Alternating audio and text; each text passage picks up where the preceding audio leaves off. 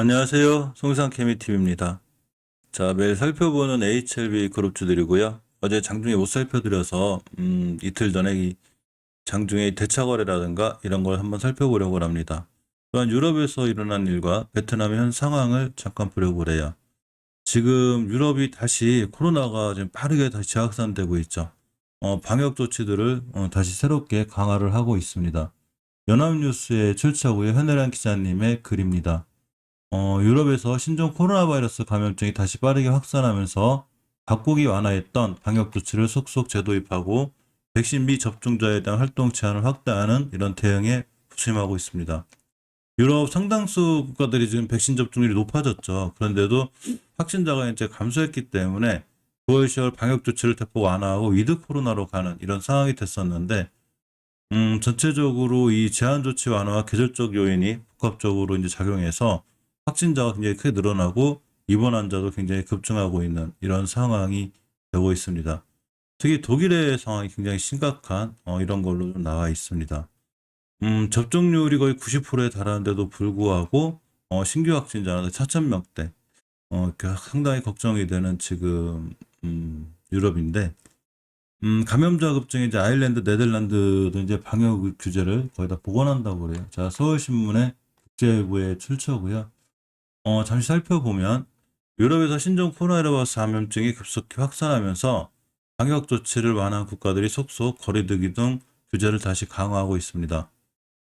전 세계 신규 감염 사례 가운데 약 3분의 2에 해당하는 190만 명이 유럽에서 발생하고 있고, 유럽 국가들은 위드 코로나 방침을 폐기하고 방역 규제를 빠르게 재도입하는 상황이라고 합니다. 즉, 위드 코로나로 다시 가고 있다는 얘기죠.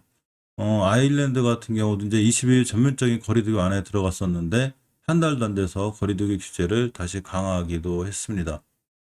백신이나 이런 이 지금 우리나라 mRNA 백신 또 이런 종목들이 어제도 바이오주들이 많이 떨어졌고, 특히 화이자의 이 코로나 치료제가 FDA 사용승인 신청을 했죠. 연내에 이제 나올 걸로 기대감이 커지고 있는 상황인데, 이런 머크사나 화이자의 코로나 치료제가 나올 때마다 백신암 관련주들이 많이 떨어지고 있고, 어제 또 바이오주 전체들이 떨어지면서 HLB 그룹주들도 심하게 조정을 받았습니다. HLB는 어제 제가 영상에서 알려드렸듯이 전체적으로 HLB 그룹주만 그린 게 아니라 바이오주들 전체적으로 다 추세가 깨졌기 때문에 사실은 돌려놓는 데 시간이 필요하다고 그랬죠. 즉, 우리는 그걸 기간 조정이라고 하죠. 가격이 꽤 올라온 나노젠 나노코박스 간에서 올라왔기 때문에 추세가 깨진 상태에서는 물론 하루 만에 급반등할 수 있지만 옆으로 가는 구간 하루 올랐다 떨어지고 올랐다 떨어지고 이런 식으로 기간 조정, 즉 멈춰주는 공간이 반드시 필요합니다. 지금 이 나노젠 나노코박스를 개발하는 베트남 자체에서도 굉장히 심각하죠. 코로나19 신규 확진이 굉장히 50일 만에 다시 1만 명대를 넘어섰고 16일 1,250명이나 나왔습니다. 인사이드 비나의 출처고요. 베트남의 코로나19 신규 확진자는 지난달 봉쇄체 이후에 보름간 감소를 했었는데 다시 증가세로 돌아섰고 1만 명을 넘어설 정도로 확산세가 계속되고 있습니다. 최근의 확산세는 이제 그동안 최대 발생 지역이었던 호치민시와 빈정성이 아닌 안장성, 까마우성, 박리해성과 같은 메콩델타 지역이 주도하고 있다고 해요. 이들 지역은 4차 유행 당시보다 더 많은 확진자가 발생하고 있고, 또한 하노이도 4차 유행 당시와 비슷한 수준인 하루 150명 이상까지 늘어났다고 합니다. 이 지금 코로나 백신 접종 수가 하루에 평균 100만 회가 이루어지고 있을 정도로 많이 맞고 있고, 9,700만여 명이 전부 1회 이상 접종하고, 또 이 남는 이렇게 접종을 또 돌파했다고 합니다. 이는 3월 초 접종 시작 8개월 만인데 상당히 많이 맞았다는 얘기죠. 그럼에도 불구하고 확진자는 계속 커지고 있는 이런 상황이죠. 백신을 이렇게 되면 감기처럼 꾸준히 맞아야 되기 때문에 결국 예전에도 제가 한번 알려드렸지만 이 노바백스나 이런 제조와 단백질 백신들, 우리나라 SK바이오 백신도 그렇죠. 특히 보관이 이제 용이하고 유통이 좀 편하기 때문에 이 노바백스 백신 같은 이 백신이 사실은 장기적으로 꽤 오래 갈 수 있다는 얘기를 드린 적이 있습니다. 어제 이 노바백스 백신, 이 노바백스 회사가 주가가 많이 올랐죠.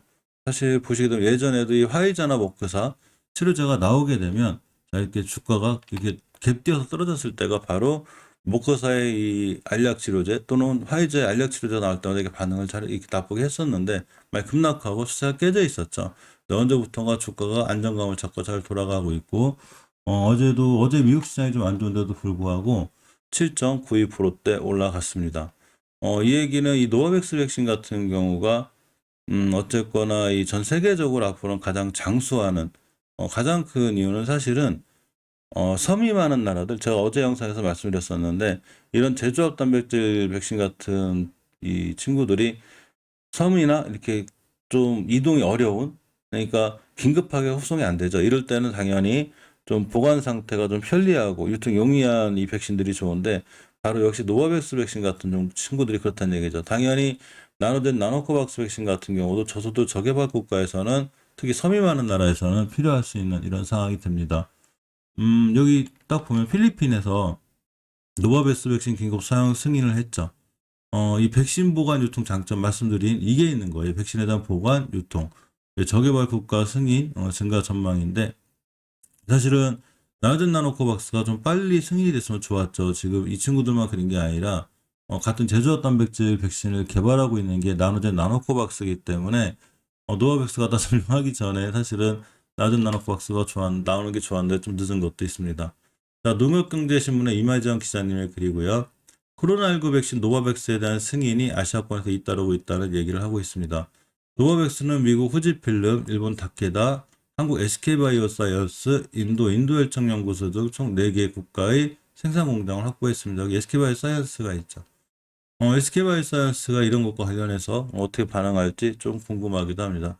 결국 많은 제품을 우리나라에서도 생산하기 때문에 SK바이오사이언스의 실적이 당장의 4분기에도 이런 게 더 반영이 된다면 좀 더 좋아지지 않을까 이렇게 생각해 보고, 금방 말씀드린 대로 노바백스는 이렇게 2도에서 8도 이렇게 보관 유통이 가능하기 때문에 미국에서 백신 접종률을 높이는데 큰 역할을 할 것으로 기대가 되고 있죠. 사실 노바백스의 이제 백신 유통 공장들이 이렇게 크질 않기 때문에 전체적으로 이 나노젠의 나노코박스에 대한 이런 기대감 좀 있긴 한데, 사실 그런 기대감과는 별개로 많이 떨어졌죠. 예전에 이 저점 대비 110% 100% 올라왔을 때가 바로 나노젠 나노코박스에 대한 승인 기대감으로 많이 올랐다가 지금 승인이 많이 지지부진해지면서 많이 떨어지기도 했습니다. 근데 가만히 생각해 보면 나노젠 나노코박스 백신이 나왔어도 결국은 물론 더 올라갈 수는 있었지만 이 머크사나 화이자의 코로나 치료제로다가 또 출렁거렸을 수도 있는, 주식은 그 누구도 모르죠.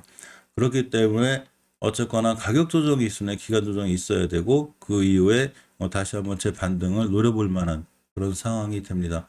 특히 HLB는 꼭 나노코박스가 아니더라도 자체적으로 리보세라닙이라는 좋은 또 표적 항암제가 있기도 하죠. 근간에 잘 안 모이던 공매도, 이 HLB 생명과학의 공매도가 다시 보이고 있습니다. 일단 코스닥 공매도 상황을 잠깐 살펴보면 CIS가 이제 1위로 올라왔고, 아난티, 우리기술투자, 대아TI, KPM테크, 레고캠바이오, 아주아이비투자, 펄어비스, HLB 생명과학, 카카오게임즈 순으로 뒤를 이었는데, HLB는 근간에 이제 공매도가 많이 늘어서 제가 알려드렸었는데 HLB 생명과학은 꽤 많이 줄었었거든요. 근데 HLB 생명과학까지도 공매도 세력들이 많이 들어와 있습니다. 대차 거래하고 공매도를 잠깐 살펴보면 일단 투자자 매매 동향 먼저 잠깐 볼게요. 외국인들이 이 HLB 같은 경우에 지금 상거래일제 매도를 하고 있고 HLB 생명과학도 어제 많은 매도세가 있었습니다.